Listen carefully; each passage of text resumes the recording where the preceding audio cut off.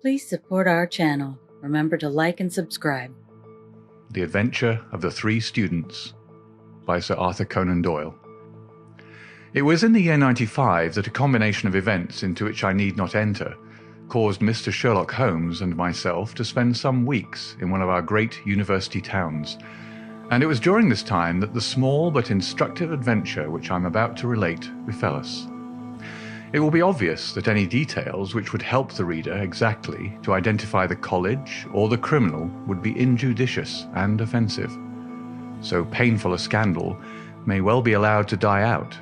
With due discretion, the incident itself may, however, be described, since it serves to illustrate some of those qualities to which my friend was remarkable.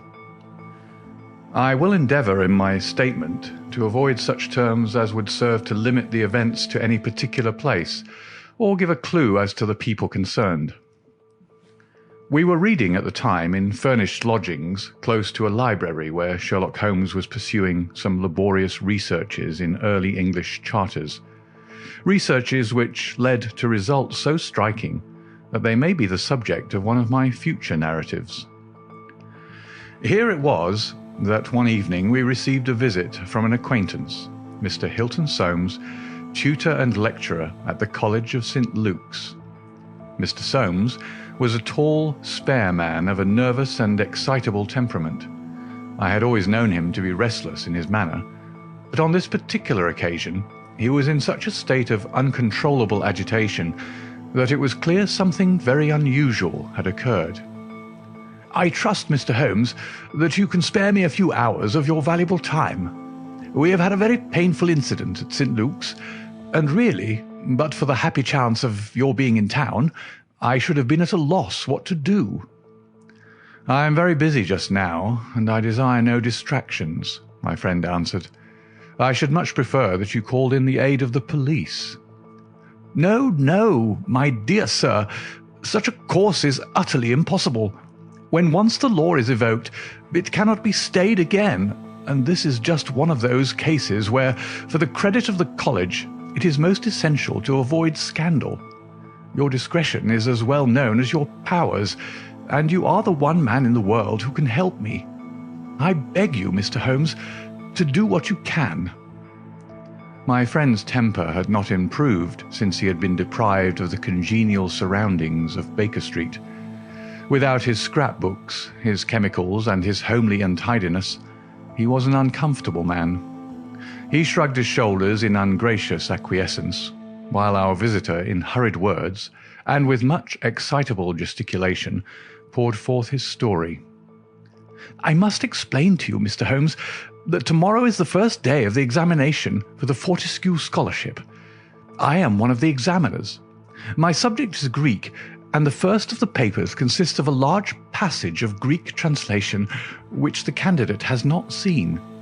This passage is printed on the examination paper, and it would naturally be an immense advantage if the candidate could prepare it in advance.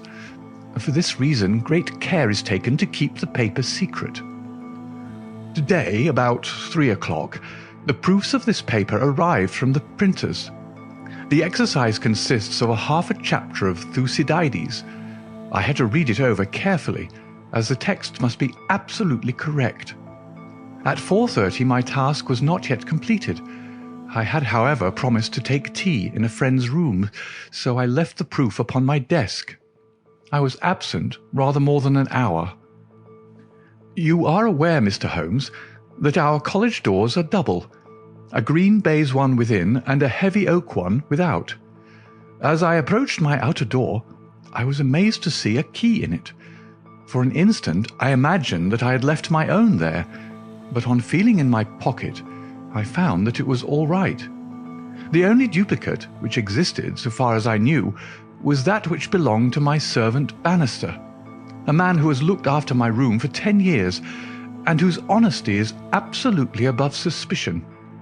I found that the key was indeed his, that he had entered my room to know if I wanted tea, and that he had very carelessly left the key in the door when he came out. His visit to my room must have been within a very few minutes of my leaving it. His forgetfulness about the key would have mattered little upon any other occasion, but on this one day it has produced the most deplorable consequences. The moment I looked at my table, I was aware that someone had rummaged among my papers. The proof was in 3 long slips. I had left them all together. Now I found that one of them was lying on the floor, one was on the side table near the window, and the third was where I had left it. Holmes stirred for the first time. The first page on the floor, the second in the window, the third where you left it, said he. Exactly, Mr. Holmes. You amaze me. How could you possibly know that? Pray continue your very interesting statement. For an instant I imagined that Bannister had taken the unpardonable liberty of examining my papers. He denied it, however, with the utmost earnestness, and I am convinced that he was speaking the truth. The alternative was that someone passing had observed the key in the door, had known that I was out, and had entered to look at the papers. A large sum of money is at stake, for the scholarship is a very valuable one, and an unscrupulous man might very well run a risk in order to gain an advantage over his fellows. Bannister was very much upset by the incident. He had nearly fainted when we found that the papers had undoubtedly been tampered with. I gave him a little brandy and left him collapsed in a chair while I made a most careful examination of the room. I soon saw that the intruder had left other traces of his presence beside the rumpled papers. On the table in the window were several shreds from a pencil which had been sharpened. A broken tip of lead was lying there also. Evidently, the rascal had copied the paper in a great hurry, had broken his pencil, and had been compelled to put a fresh point to it. Excellent, said Holmes, who was recovering his good humour as his attention became more engrossed by the case. Fortune has been your friend. This was not all. I have a new writing table with a fine surface of red leather. I am prepared to swear, and so is Bannister, that it was smooth and unstained. Now I found a clean cut in it about 3 inches long, not a mere scratch, but a positive cut. Not only this, but on the table I found a small ball of black dough or clay with specks of something which looks like sawdust in it. I am convinced that these marks were left by the man who rifled the papers. There were no footmarks and no other evidence as to his identity. I was at my wits' end when suddenly the happy thought occurred to me that you were in town, and I came straight round to put the matter into your hands. Do help me, Mr. Holmes. You see my dilemma. Either I must find the man, or else the examination must be postponed until fresh papers are prepared, and since this cannot be done without explanation, there will ensue a hideous scandal, which will throw a cloud not only on the college, but on the university. Above all things, I desire to settle the matter quietly and discreetly. I shall be happy to look into it, and to give you such advice as I can, said Holmes, rising and putting on his overcoat. The case is not entirely devoid of interest. Had anyone visited you in your room after the papers came to you? Yes, a young Dowlat Ras, an Indian student who lives on the same stair, came in to ask me some particulars about the examination. For which he was entered? Yes. And the papers were on your table? To the best of my belief, they were rolled up. But might be recognized as proofs? Possibly. No one else in your room? No. Did anyone know that these proofs would be there? No one save the printer. Did this man Bannister know? No, certainly not. No one knew. Where is Bannister now? He was very ill, poor fellow. I left him collapsed in the chair. I was in such a hurry to come to you. You left your door open? I locked up the papers first. Then it amounts to this, Mr. Soames, that unless the Indian student recognized the roll as being proofs, The man who tampered with them came upon them accidentally without knowing that they were there. So it seems to me. Holmes gave an enigmatic smile. Well, said he, let us go round. Not one of your cases, Watson. Mental, not physical. All right, come if you want to. Now, Mr. Soames, at your disposal. The sitting room of our client opened by a long, low, latticed window onto the ancient, lichen-tinted court of the old college. A Gothic arched door led to a worn stone staircase. On the ground floor was the tutor's room. Above were 3 students, one on each story. It was already twilight when we reached the scene of our problem. Holmes halted and looked earnestly at the window. Then he approached it, and standing on tiptoe with his neck craned, he looked into the room.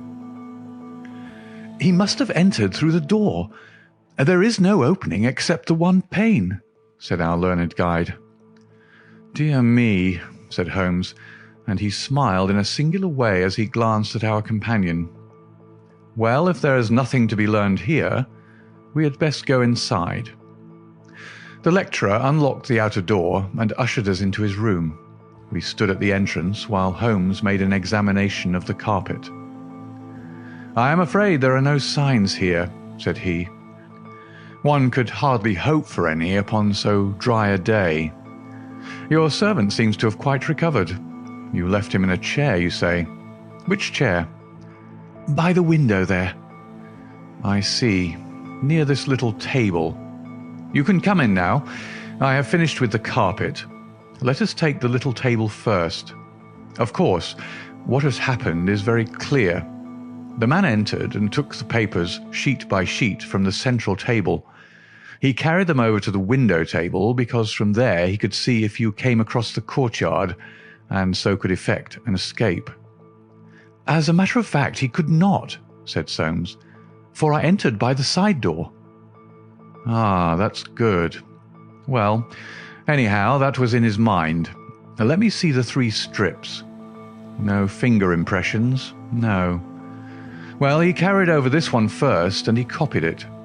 How long would it take him to do that, using every possible contraction? Quarter of an hour, not less. Then he tossed it down and seized the next. He was in the midst of that when your return caused him to make a very hurried retreat. Very hurried, since he had not time to replace the papers which would tell you that he'd been there. You were not aware of any hurrying feet on the stair as you entered the outer door? No, I can't say I was. Well, he wrote so furiously that he broke his pencil, and had, as you observed, to sharpen it again. This is of interest, Watson. The pencil was not an ordinary one. It was above the usual size, with a soft lead. The outer colour was dark blue, the maker's name was printed in silver lettering, and the piece remaining is only about 1.5 inches long. Look for such a pencil, Mr. Soames, and you have got your man. When I add that he possesses a large and very blunt knife, you have an additional aid. Mr. Soames was somewhat overwhelmed by this flood of information. I can follow the other points, said he, but really, in this matter of the length— Holmes held out a small chip with the letters N.N. and a space of clear wood after them. You see? No, I fear that even now— Watson, I have always done you an injustice. There are others. What could this N.N. be? Is it the end of a word? You are aware that Johann Faber is the most common maker's name. Is it not clear that there is just as much of the pencil left as usually follows the Johann? He held the small table sideways to the electric light. I was hoping that if the paper on which he wrote was thin, some trace of it might have come through upon this polished surface. No, I see nothing. I don't think there is anything more to be learned here. Now for the central table. This small pellet is, I presume, the black, doughy mass you spoke of. Roughly pyramidal in shape and hollowed out, I perceive. As you say, there appear to be grains of sawdust in it. Dear me, this is very interesting. And the cut, a positive tear, I see.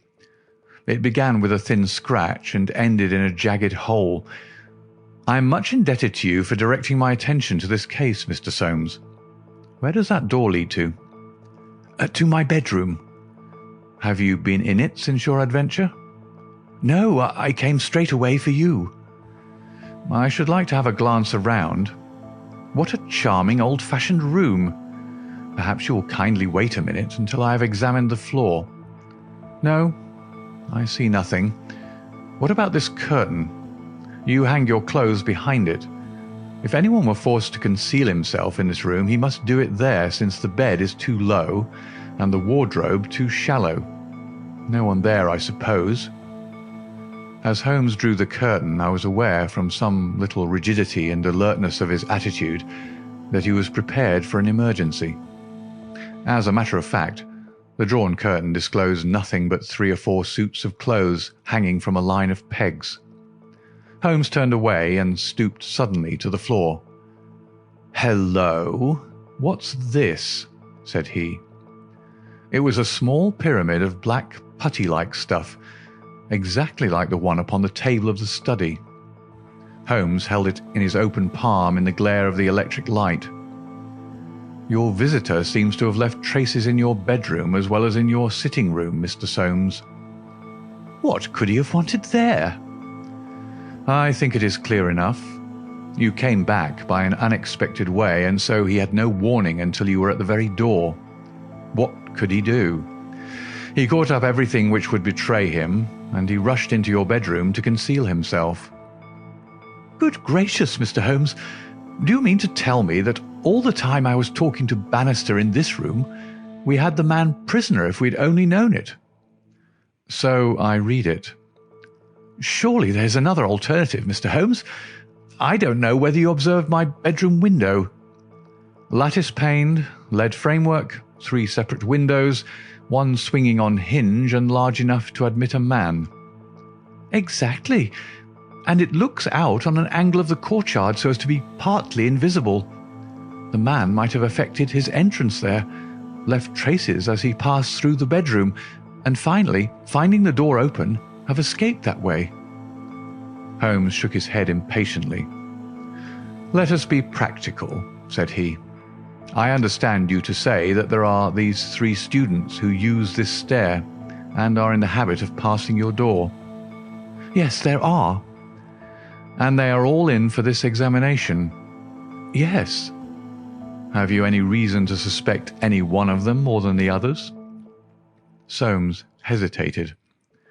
"It is a very delicate question," said he. "One hardly likes to throw suspicion where there are no proofs." "Let us hear the suspicions. I will look after the proofs." "I will tell you, then, in a few words, the character of the 3 men who inhabit these rooms. The lower of the 3 is Gilchrist, a fine scholar and athlete, plays in the rugby team and the cricket team for the college, and got his blue for the hurdles and the long jump. He is a fine, manly fellow. His father was the notorious Sir Jabez Gilchrist, who ruined himself on the turf. My scholar has been left very poor, but he's hard-working and industrious. He will do well. The 2nd floor is inhabited by Daulat Ras, the Indian. He is a quiet, inscrutable fellow, as most of those Indians are. He is well up in his work, though his Greek is his weak subject. He is steady and methodical. The top floor belongs to Miles McLaren. He is a brilliant fellow when he chooses to work, one of the brightest intellects of the university, but he is wayward, dissipated and unprincipled. He was nearly expelled over a card scandal in his first year. He's been idling all this term, and he must look forward with dread to the examination." "Then it is he whom you suspect?" "I dare not go so far as that, but of the 3 he is perhaps the least unlikely." "Exactly. Now, Mr. Soames, let us have a look at your servant Bannister." He was a little, white-faced, clean-shaven, grizzly-haired fellow of 50. He was still suffering from this sudden disturbance of the quiet routine of his life. His plump face was twitching with his nervousness, and his fingers could not keep still. "We were investigating this unhappy business, Bannister," said his master. "Yes, sir." "I understand," said Holmes, "that you left your key in the door." "Yes, sir."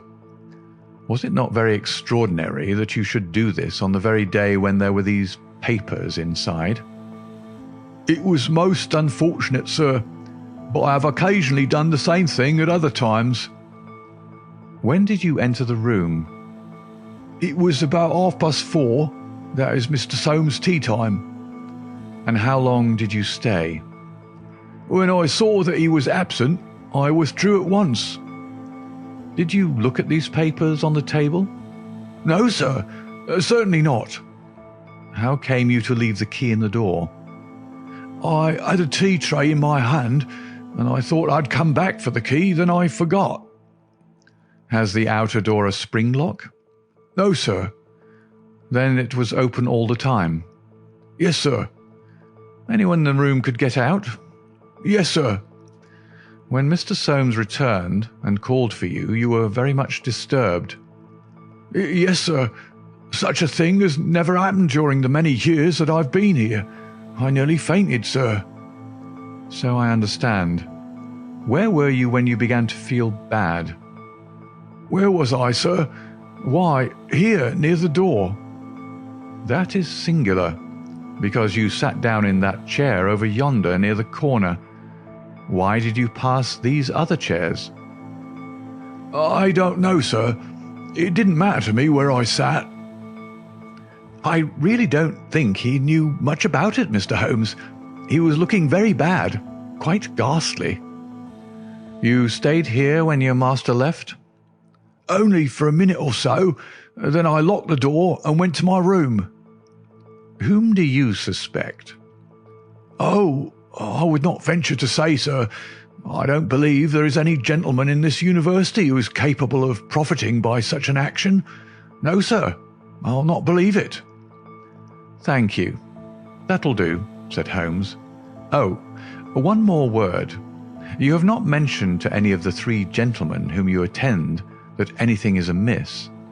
"No, sir, not a word." "You haven't seen any of them?" "No, sir."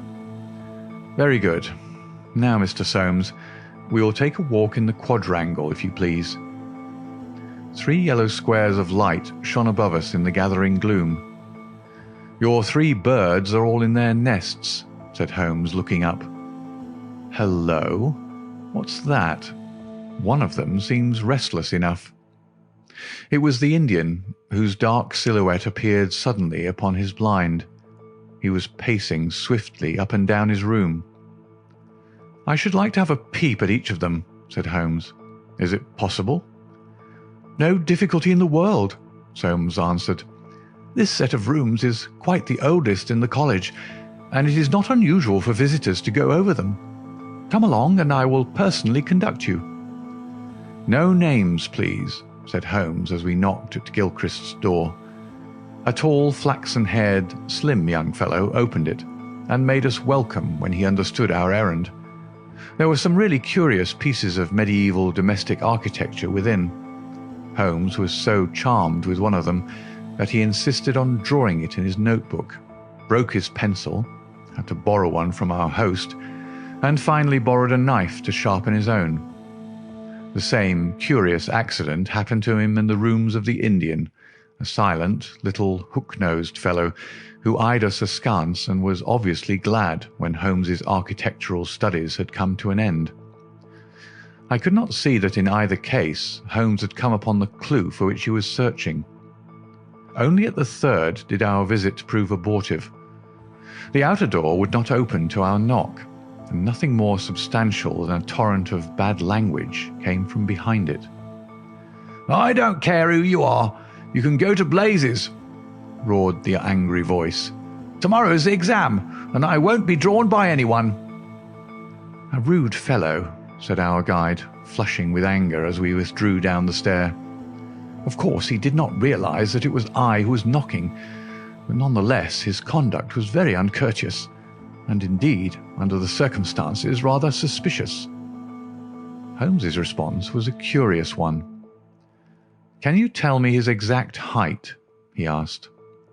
"Really, Mr. Holmes, I cannot undertake to say. He is taller than the Indian, not so tall as Gilchrist. I suppose 5'6" would be about it." "That is very important," said Holmes. "And now, Mr. Soames, I wish you good night." Our guide cried aloud in his astonishment and dismay. "Good gracious, Mr. Holmes, you are surely not going to leave me in this abrupt fashion.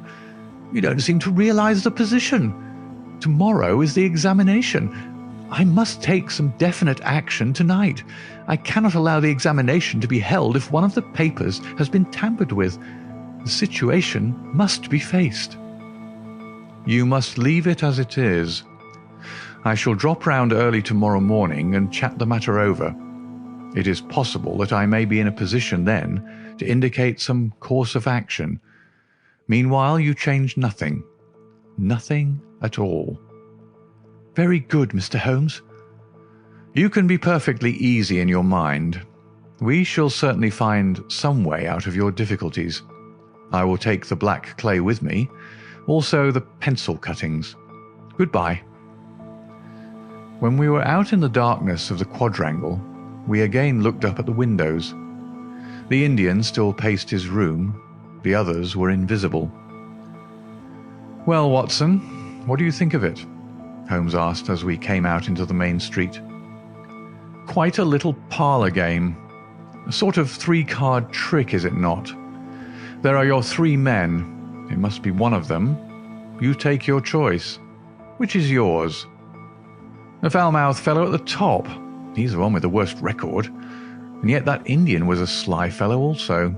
Why should he be pacing his room all the time? There is nothing in that. Many men do it when you're trying to learn anything by heart." He looked at us in a queer way. "So would you if a flock of strangers came in on you when you were preparing for an examination next day, and every moment was of value. No, I see nothing in that. Pencils too, and knives, always satisfactory. But that fellow does puzzle me." "Who?" "Why, Bannister, the servant. What's his game in the matter?" "He impressed me as being a perfectly honest man." "So he did me. That's the puzzling part. Why should a perfectly honest man— Well, here's a large stationer's. We shall begin our researches here." There were only 4 stationers of any consequence in the town, and at each Holmes produced his pencil chips and bid. All were agreed that one could be ordered, but it was not a usual size of pencil, and that it was seldom kept in stock. My friend did not appear to be depressed by his failure, but shrugged his shoulders in half-humorous resignation. "No good, my dear Watson. This, the best and only final clue, has run to nothing. But indeed I have little doubt that we can build up a sufficient case without it. By Jove, my dear fellow, it is nearly 9, and the landlady babbled of green peas at 7:30. What with your eternal tobacco, Watson, and your irregularity at meals, I expect that you will get notice to quit, and that I shall share your downfall. Not, however, before we have solved the problem of the nervous tutor, the careless servant, and the 3 enterprising students."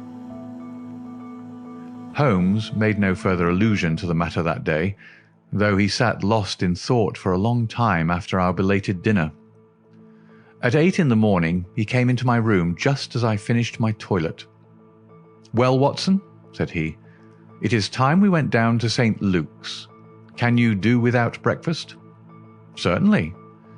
"Soames will be in a dreadful fidget until we are able to tell him something positive." "Have you anything positive to tell him?" "I think so." "You have formed a conclusion?" "Yes, my dear Watson. I have solved the mystery." "But what fresh evidence could you have got?" "Aha! It is not for nothing that I have turned myself out of bed at the untimely hour of 6.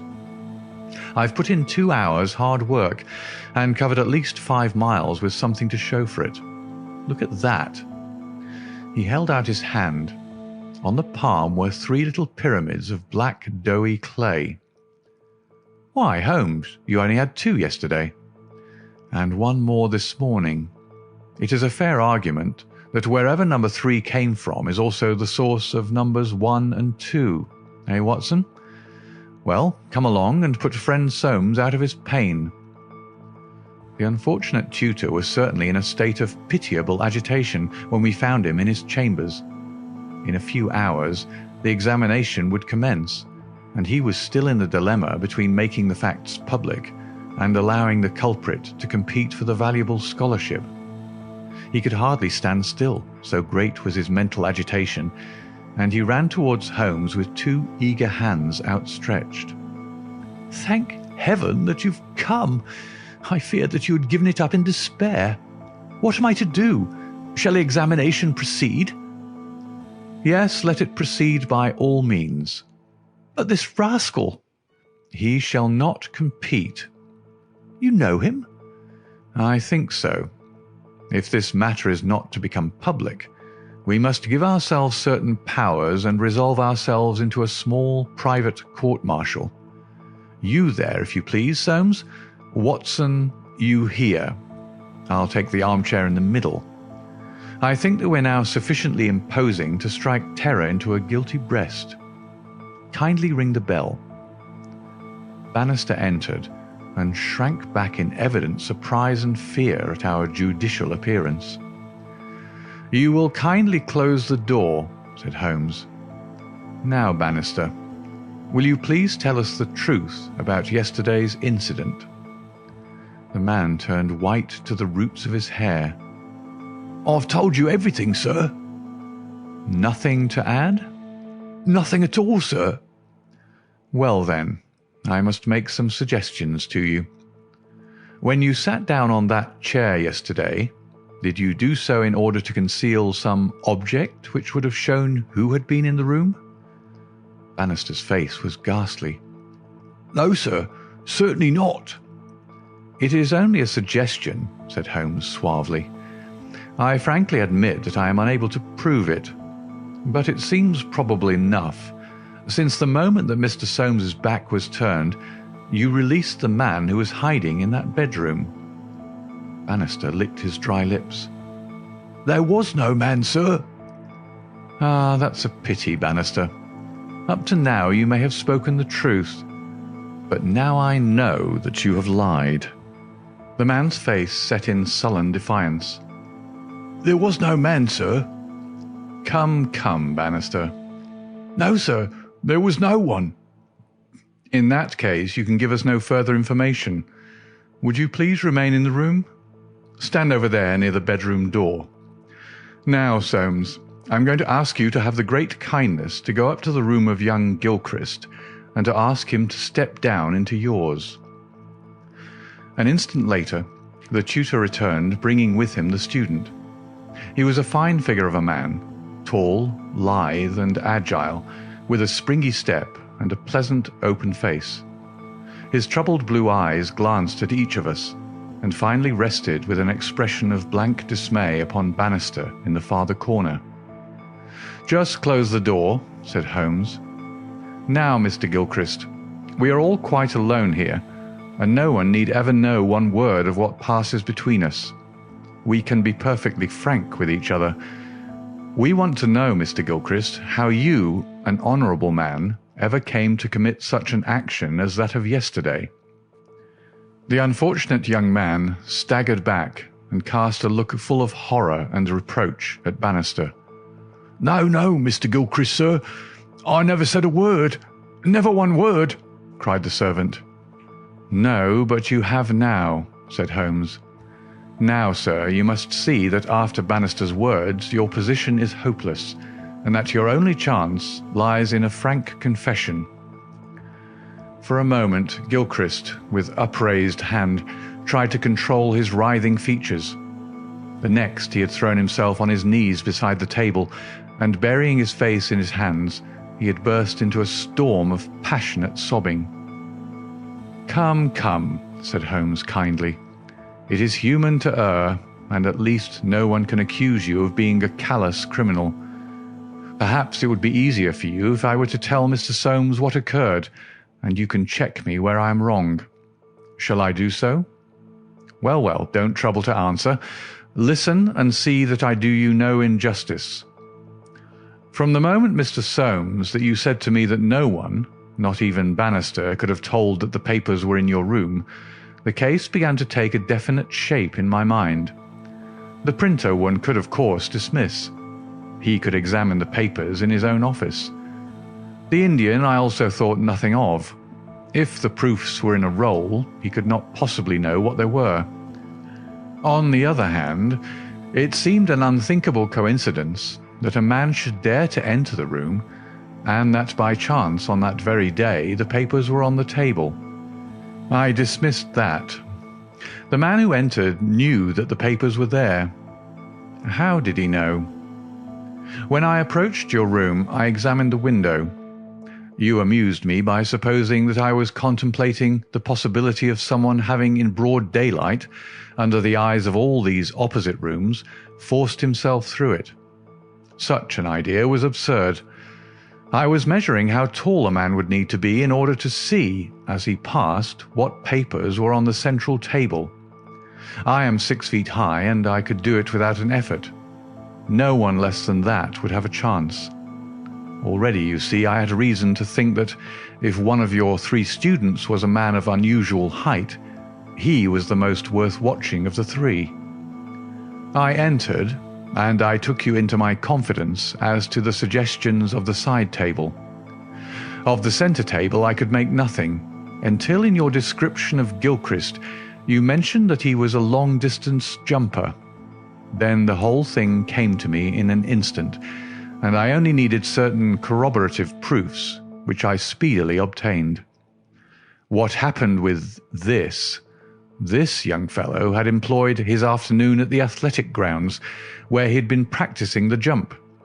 He returned carrying his jumping shoes, which are provided, as you are aware, with several sharp spikes. As he passed your window, he saw by means of his great height these proofs upon your table, and conjectured what they were. No harm would have been done had it not been that, as he passed your door, he perceived the key which had been left by the carelessness of your servant. A sudden impulse came over him to enter and see if they were indeed the proofs. It was not a dangerous exploit, for he could always pretend that he had simply looked in to ask a question. Well, when he saw that they were indeed the proofs, it was then that he yielded to temptation. He put his shoes on the table. What was it you put on that chair near the window? Gloves, said the young man. Holmes looked triumphantly at Bannister. He put his gloves on the chair, and he took the proofs, sheet by sheet, to copy them. He thought the tutor must return by the main gate, and that he would see him. As we know, he came back by the side gate. Suddenly, he heard him at the very door. There was no possible escape. He forgot his gloves, but he caught up his shoes and darted into the bedroom. You observe that the scratch on that table is slight at one side, but deepens in the direction of the bedroom door.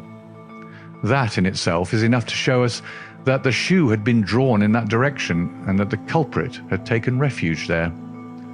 The earth round the spike had been left on the table, and a second sample was loosened and fell into the bedroom. I may add that I walked out to the athletic grounds this morning, saw that tenacious black clay is used in the jumping pit, and carried away a specimen of it, together with some of the fine tan or sawdust which is strewn over it, to prevent the athlete from slipping.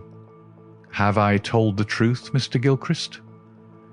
The student had drawn himself erect. Yes, sir, it is true, said he. Good heavens! Have you nothing to add? Cried Soames. Yes, sir, I have, but the shock of this disgraceful exposure has bewildered me. I have a letter here, Mr. Soames, which I wrote to you early this morning, in the middle of a restless night. It was before I knew that my sin had found me out. Here it is, sir.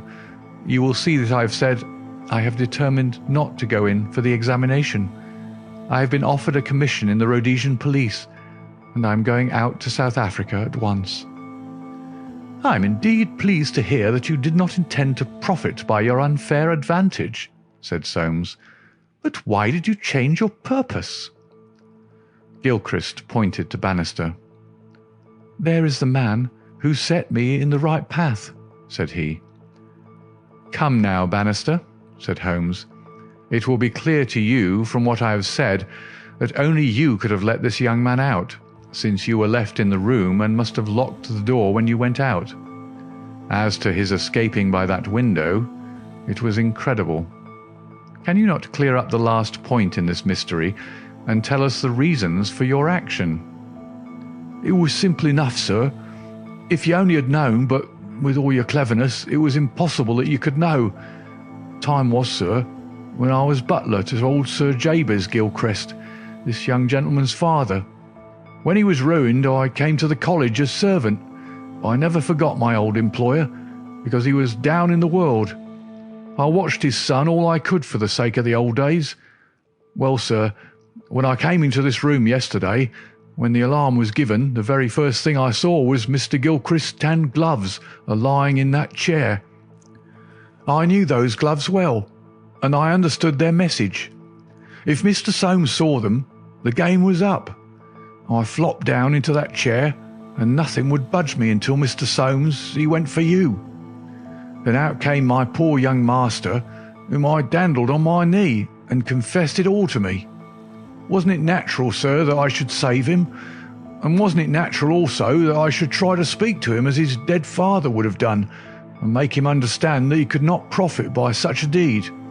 Could you blame me, sir?" "No, indeed," said Holmes heartily, springing to his feet.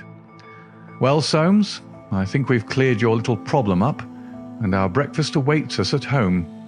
Come, Watson. As to you, sir, I trust that a bright future awaits you in Rhodesia. For once you have fallen low. Let us see in the future how high you can rise." End of The Adventure of the Three Students.